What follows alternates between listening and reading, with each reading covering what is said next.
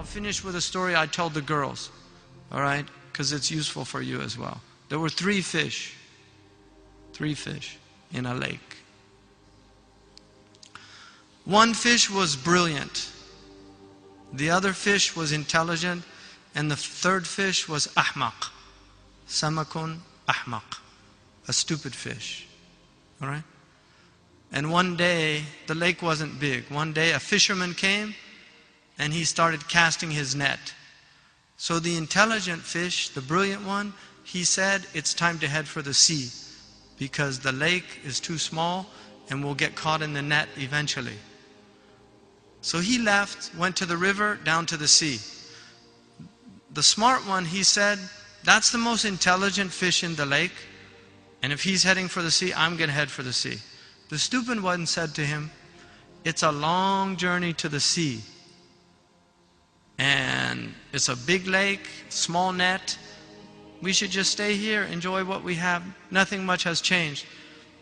He disagreed, he took off for the sea. So the third one, the stupid fish, he got caught in the net.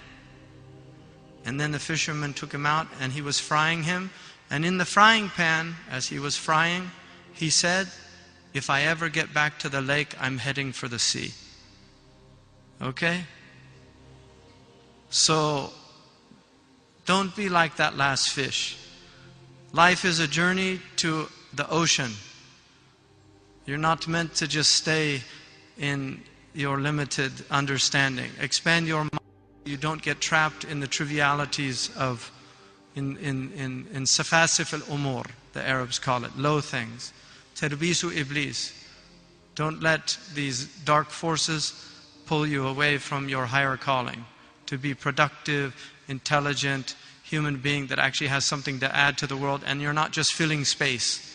Too many people filling space and not benefiting others. All right?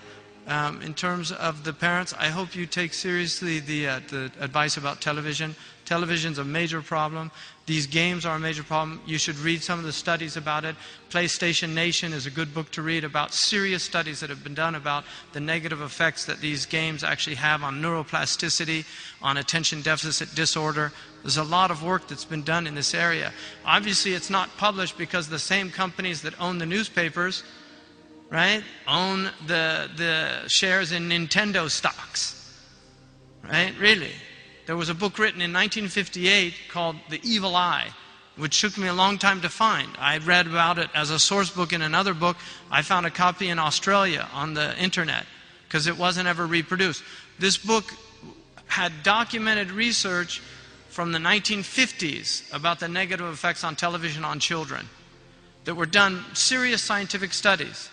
One of the studies that was done found that small children will not watch real-time television. They get bored. So a 3, 4, 5-year-old, they won't watch a movie like regular people. They just get bored. So that's why if you look at children programming, it's speeded up. It's not in real time. So Sesame Street, it's all quick things, changing images.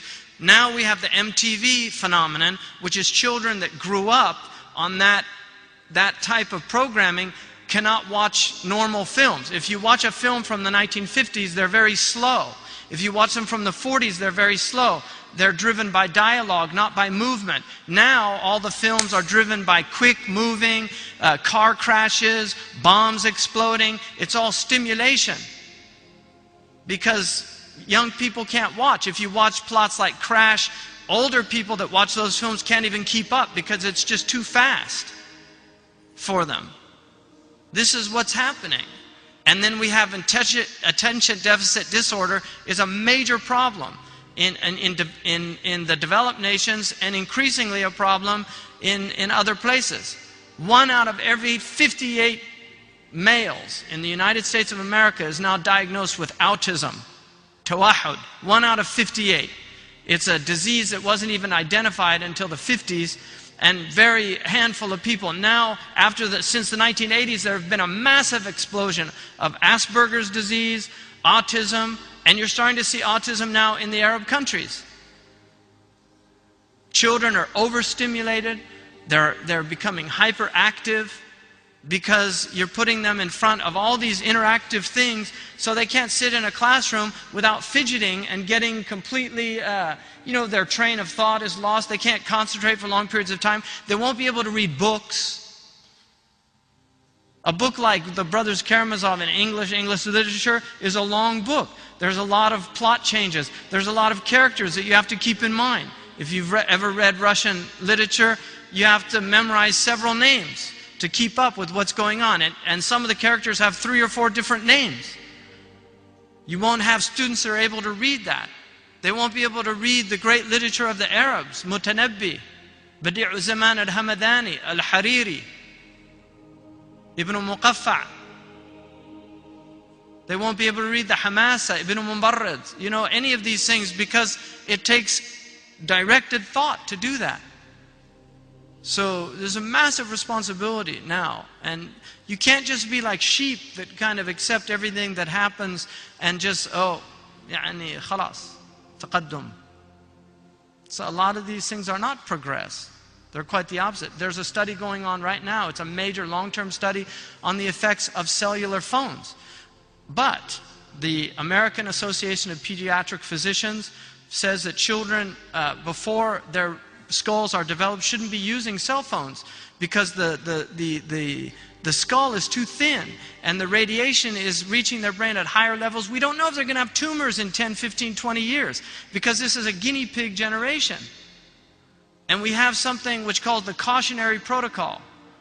The cautionary protocol, which is used by Europeans and Canadians, and the Americans just because of our kind of capitalistic enterprise and stupidity, refused to follow that cautionary principle. The cautionary principle states, if you're unsure about the harmful effects of something, then you should have precautionary measures before you actually do it until you find out whether or not it's harmful. If in the volcano in Europe, that was based on the precautionary principle because the Europeans practiced that. A lot of the American commentators were saying they should have let the airplanes fly, but the Europeans were saying no. We don't want to risk airplanes crashing and people dying because we're not sure the effects of these the volcanic ash is going to have on these airplanes yet. That's intelligence. It's intelligence. خُذُوا حِذْرَكُمْ. Be precautious. So you have to really think about what's happening because you're going to have problems with your children before you know it.